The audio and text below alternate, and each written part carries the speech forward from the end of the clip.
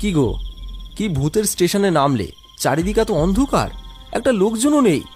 হ্যাঁ, ভালো করে চিনে রাখো, কেমন ভূতের গ্রামে শ্বশুর বাড়ি করেছো। সে দেখা যাবে, এখন তাড়াতাড়ি চলো তো আগে ভূতের বাড়িতে। ও সরি সরি, শ্বশুর বাড়িতে।